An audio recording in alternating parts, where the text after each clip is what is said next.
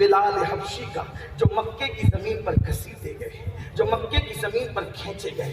بس اب بات کو طول نہ دیتے ہوئے، بات ختم کرتے ہوئے سیدنا بلال کی زندگی پر اپنی گفتگو مکمل کر لوں، اس لیے کہ بوندا باندی ہو رہی ہے اور عشق کا ماحول ہے، عشق کا موسم ہے، تو عشق ہی کی بات کر کے عشق و محبت کے امام سیدنا بلال حبشی پر اپنی گفتگو کو تمام کر دوں، مکمل کر دوں. پتہ ہے میری قوم کے جوانوں، جشن صحابہ منانے والوں، صحابہ نے قربانی کتنی دی. ایک بات یاد رکھنا، حضور کے یہاں پہلے قربانی دینی پڑتی ہے، پھر مرتبہ ملتا ہے. پہلے قربانی پھر مرتبہ، پہلے قربانی پھر مرتبہ، پہلے قربانی پھر مرتبہ. دیکھیے صدیق اکبر پہلے قربانی پھر مرتبہ، فاروق اعظم قربانی پھر مرتبہ، عثمان غنی قربانی پھر مرتبہ، مولا علی قربانی پھر مرتبہ، سعد قربانی پھر مرتبہ، سعید قربانی پھر مرتبہ، طلحہ قربانی پھر مرتبہ، زبیر قربانی پھر مرتبہ، ابو عبیدہ قربانی پھر مرتبہ، بلال قربانی پھر مرتبہ، خالد قربانی پھر مرتبہ. یعنی کہ حضور مرتبہ کب دیتے؟ پہلے قربانی دی جائے. اور ہم کیا چاہتے ہیں؟ بغیر قربانی کے مرتبہ ملے. یاد رکھنا، پچھتاتے رہو گے. یاد رکھیے ایک بات آپ کو کہہ دوں، پھر بات آگے بڑھاؤں. اللہ اکبر. میرے آقا علیہ الصلوۃ والتسلیم کے دیوانوں، اگر پوری زندگی چتوڑ کے راستے پہ چلتے رہے تو آپ اجمیر معلیٰ کبھی نہیں پہنچ سکتے، اور اجمیر معلیٰ کے راستے پہ چلتے رہے تو چتوڑ کے راستے پہ کبھی نہیں پہنچ سکتے جب تک قربانی کی راہ پہ نہیں چلو گے. محمد الرسول اللہ جیسی منزل آپ کو نصیب نہیں ہو سکتی.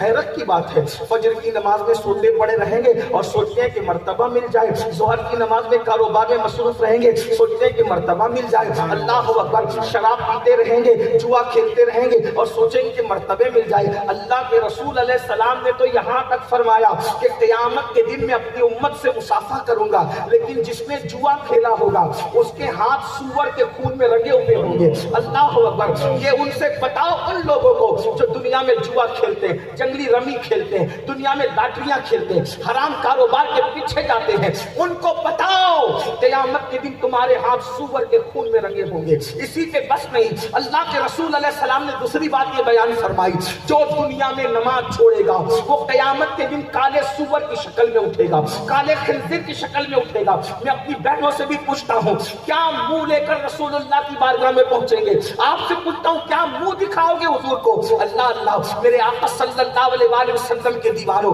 اگر زکات نہیں دی ہے تو پیٹ پہاڑوں کی طرح بڑے بڑے ہوں گے قیامت کے دن، اس میں بچھو دوڑتے ہوں گے اور جہنم کی آگ بھڑکتی ہوگی. کیا منہ لے کر جائیں گے حضور کی بارگاہ میں؟ داڑیاں مڈا کر کے چہروں سے گٹروں میں پھینکی ہوگی تو اس پر سانپ بچھو چمٹے ہوں گے. کیا منہ لے کر جاؤ گے رسول اللہ کی بارگاہ میں؟ عشق کا دعویٰ ہے، عاشقوں نے تو سب قربان کیا. ہم قربانی دینا نہیں چاہتے اور بغیر قربانی کے عاشق بننا چاہتے ہیں. آئیے، اگر صحابہ کا جشن منا رہے ہو تو میں ہر صحابی کی زندگی اس وقت پیش نہیں کر سکتا کیونکہ موسم نازک ہے، لیکن اتنا ضرور ہے. آئیے حضرت بلال پر بات پوری کرتا ہوں. قربانی کیا دی ہے؟ بلال حبشی کو تو سبھی جانتے ہیں، صرف اشارہ دے رہا ہوں. ہم نے جو زیادہ تر کتابوں میں پڑھا ہے، علماء کے اختلاف سے بچنے پہ کہہ رہا ہوں. آپ کا رنگ پکا تھا، حبشی تھے، موٹے موٹے ہونٹ تھے، بڑے بڑے دانت تھے اور امیہ کی غلامی کیا کرتے تھے. کون؟ حضرت سرکار بلال، سیدنا بلال غلامی کرتے تھے. رات کے وقت چھوٹے چھوٹے بچے پانی منگا رہے، کھانا منگا رہے، مار رہے، پیٹ رہے، پیر لگاتے ہیں، کوئی عزت نہ تھی. لیکن سرکار بلال نے جب پہلی بار میرے آقا کو دیکھا مکے کی سرزمین پر، اعلان نبوت سے پہلے ہی دیکھا تھا، حضور کو دیکھ کے اتنا متاثر ہوئے. متاثر ہونے کی وجہ یہ تھی کہ بلال جو ہے جہاں پر پریشان ہوتے میرے آقا اعلان نبوت سے پہلے بھی ان کی تکلیفیں دور کرتے. جب بلال کو پتا چلا نا کہ آقا نے نبوت کا اعلان کیا ہے تو حضرت بلال جو ہے بہت جلدی مسلمان ہو گئے، بلکہ چوتھے یا پانچویں نمبر کے مسلمان حضرت بلال حبشی. اللہ اللہ. وہ کہتے جو غلاموں کے ساتھ اتنا اچھا سلوک کرتا ہو تو وہ کیسے جھوٹ بول سکتا ہے؟ جو بندوں کے معاملے میں جھوٹ نہیں بولتا وہ اللہ کے معاملے میں جھوٹ کیسے بول سکتا ہے؟ جو صادق الوعد الامین ہو وہ جھوٹ اللہ کے معاملے میں کیسے بول سکتا ہے؟ اور پھر بلال مسلمان ہو گئے. لیکن آپ کو پتا ہے آج ہم مسلمان ہوتے ہیں، آج ہم مسلمان ہوتے ہیں تو مسلمان ہونے کے لیے ہمیں بڑی عزت ملتی ہے، بڑا وقار ملتا ہے. بولو اتنی عزت کے ساتھ ساتھ آپ نے ہم لوگوں کو بٹھایا. کیوں بٹھایا؟ کہ یہ لوگ مسلمانوں کی جو ہے وہ مسلمانوں کی خدمت کرتے ہیں, دین کے حوالے سے دین کے خادم ہیں. حالانکہ ہم لوگ کچھ اتنا کر بھی نہیں پاتے, لیکن پھر بھی عزت, آپ بھی عزت سے بیٹھے مسلمان ہیں. آپ کو بتاؤں اس دور میں جب بلال نے اسلام قبول کیا تھا, جب کوئی مسلمان ہوتا تھا, آپ کو بتاؤں سچی بات تاریخ میں موجود ہے, تم بھی اٹھا کر کے پڑھ لینا مسلمانوں, زنا کرنے والوں کو لوگ اتنا برا نہیں سمجھتے تھے جتنا کلمہ پڑھنے والوں کو برا سمجھتے تھے. چوروں کو اتنا برا نہیں سمجھتے تھے جتنا کلمہ پڑھنے والوں کو. بلال نے جب اسلام قبول کیا, اس کے مالک کے پاس آ کے کسی نے چغلی کر دیا, وہ بلال تو مسلمان ہو گیا. جیسی بلال آئے, دیکھو ان کا جو مالک تھا اللہ اکبر ولید, اس نے کہا بلال میں نے سنا ہے تم مرتد ہو گیا. میں نے مرتد کو کہتے ہیں بے دین کو, کہا تم مرتد ہو گیا. لیکن بلال تھے, بلال کہتے ہیں مرتد پہلے تھا ولید, اب میں مسلمان ہو گیا, اب میں مسلمان, مجھے محمد عربی کا دین مل گیا ہے. اچھا اگر تو یہ محمد عربی کو نہیں چھوڑے گا تو پھر دیکھ تجھے مصیبت آئے گی, اور اگر چھوڑ دے تو میں تجھے آزاد کر دوں گا. دیکھو شرط کیا ہے, لالچ, آزاد کر دوں گا. اس دور میں آزادی سے بڑی کوئی لالچ نہیں ہو سکتی تھی, ہمیں تجھے آزاد کر دوں گا. بلال نے کہا واللہ میں کائنات کی ہر شے چھوڑ سکتا ہوں لیکن دامن محمد رسول اللہ نہیں چھوڑ سکتا. اللہ اکبر.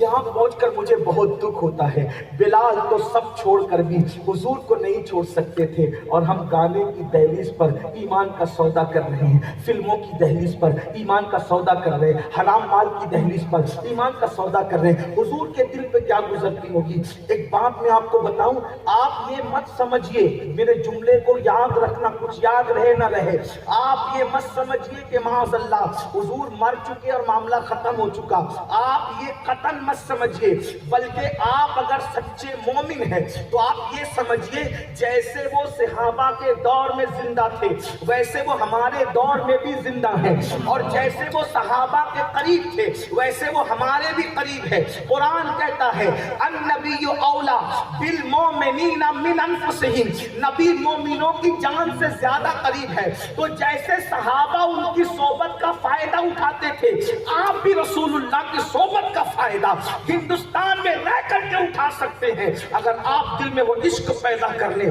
آپ کیا سمجھتے ہیں میرے بھائیو, حضور کسی کو بلا کر نوازتے ہیں اور کسی کے پاس آ کر نوازتے ہیں. واللہ رسول اللہ صلی اللہ علیہ وسلم بعد وصال بھی عالم جو ہے وہ ظاہری میں لوگوں کے پاس آ کر نوازتے رہے. کوئی وہ بن کر تو دیکھے, کوئی ویسا ہو کر تو دیکھے. آپ کو نہیں پتا حضرت شاہ عالم رحمت اللہ تعالی علیہ احمد آباد میں جن کا مزار ہے, ان کے یہاں تشریف لانا ثابت ہے, اور پھر آئے تو ثبوت کے طور پر پتھروں پر نقش قدم جمع کر کے گئے تاکہ کسی اور طرف لوگوں کو دیکھنا نہ پڑے.